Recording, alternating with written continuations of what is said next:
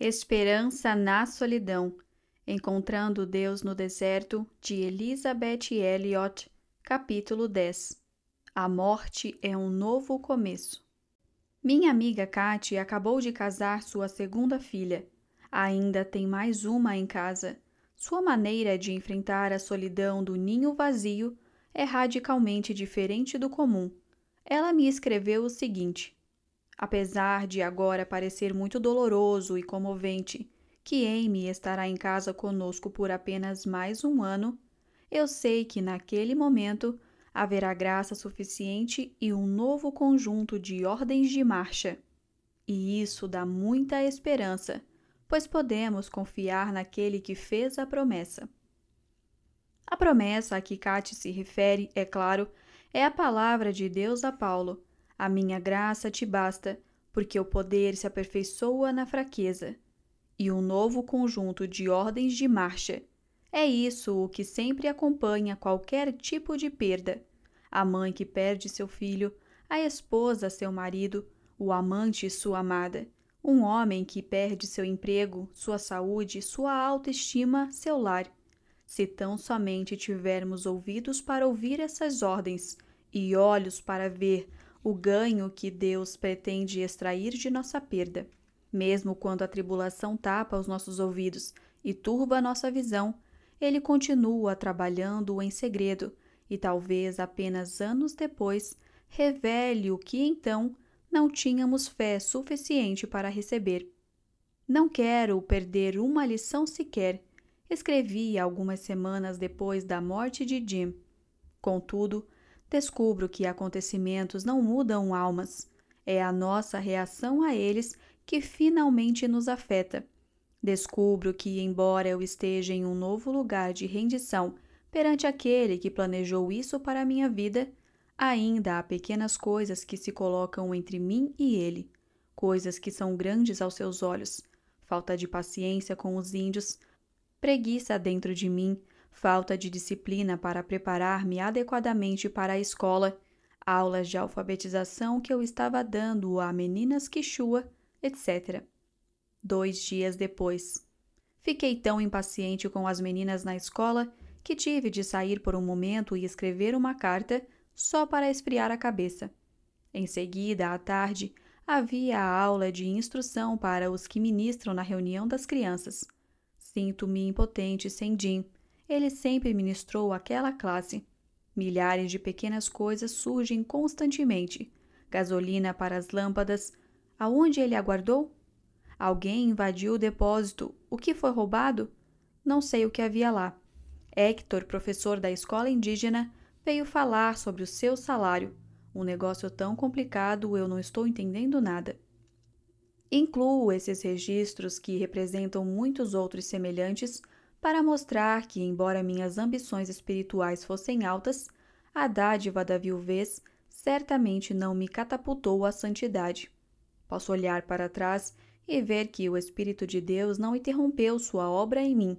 Sua obra na alma é muitas vezes imperceptível, algo oculto como o fermento.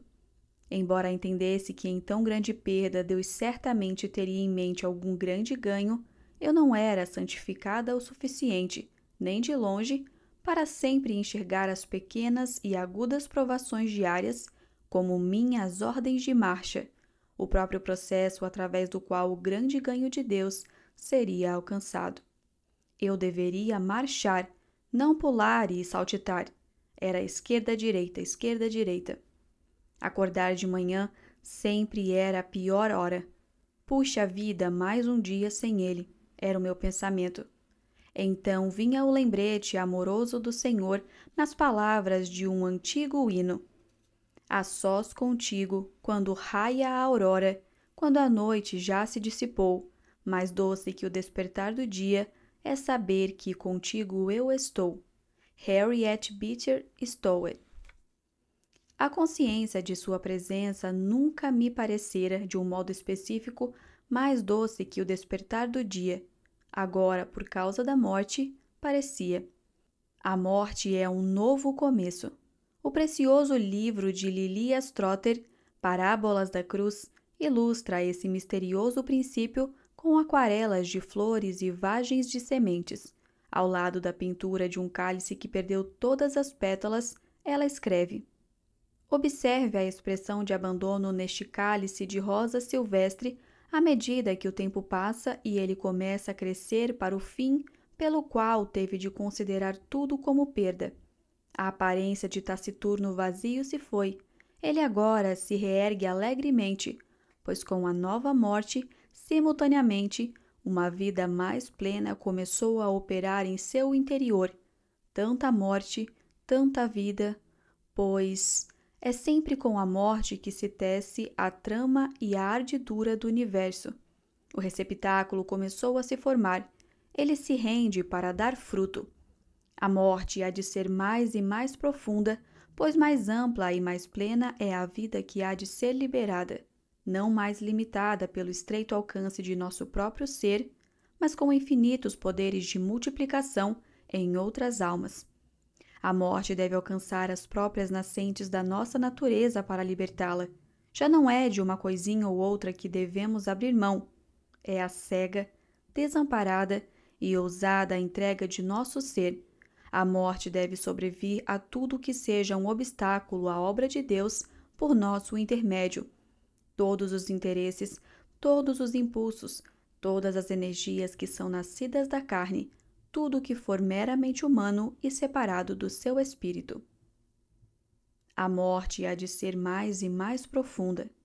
A linguagem soa mórbida, palavra de origem latina que se refere à doença e está relacionada ao verbo morrer. Porém, longe de ser uma coisa doentia e perniciosa, o significado espiritual da morte que o livro de Trotter ilustra é, na verdade, o maravilhoso manancial de saúde, bem-estar, vitalidade e vida. A solidão é um tipo de morte sobre a qual a maioria de nós aprende mais cedo ou mais tarde.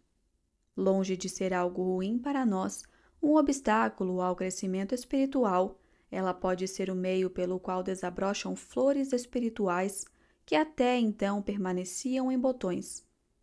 A beleza totalmente desabrochada da rosa silvestre, sua própria plenitude, depende de ela continuamente morrer e reviver.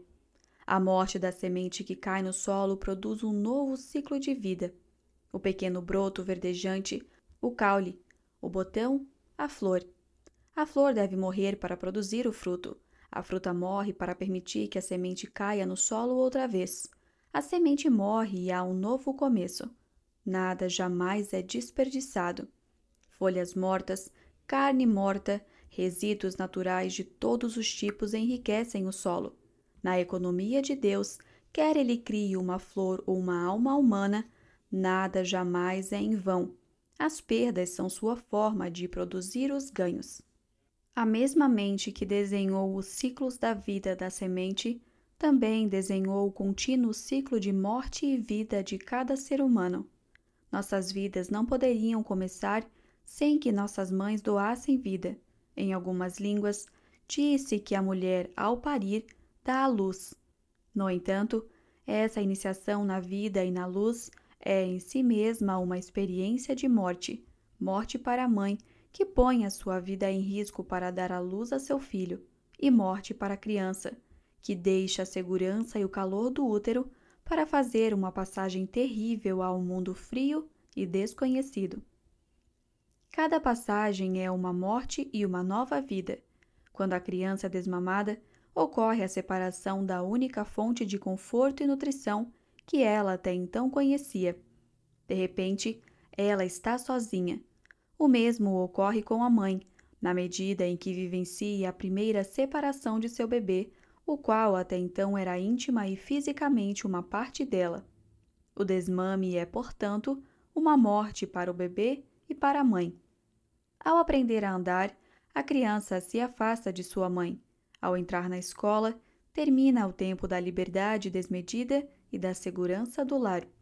A criança descobre o que é solidão e a mãe também, pois, embora sinta que aquilo é para ela o início de uma nova liberdade, também não pode deixar de perceber que perdeu o seu bebê.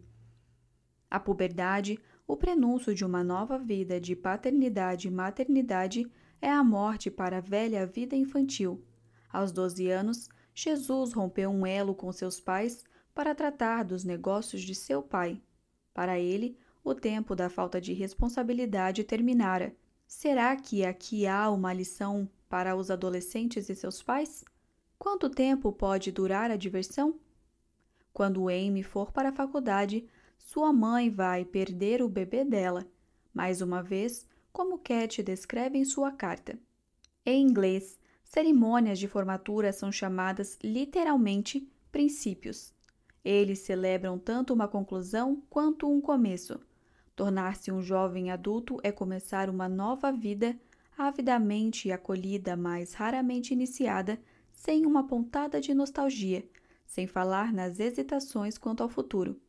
Portanto, é também uma morte. A pessoa fica abalada ao perceber que não é mais protegida e cuidada, ao perceber que agora está por sua própria conta e, portanto, tem obrigações que jamais tivera antes. Ocorre-lhe, por exemplo, que ela é solteira, embora esse sempre houvesse sido seu estado civil. O que significa isso? Morte para sua própria vontade, uma nova vida de aceitação do sofrimento, uma séria busca da vontade de Deus em relação ao casamento.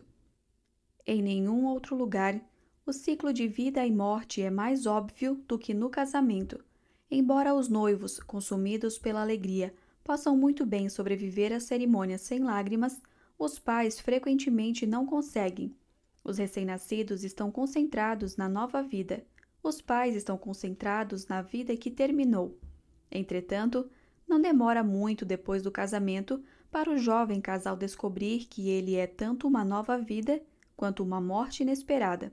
Neste instante, cada um provavelmente sente que um terrível erro foi cometido.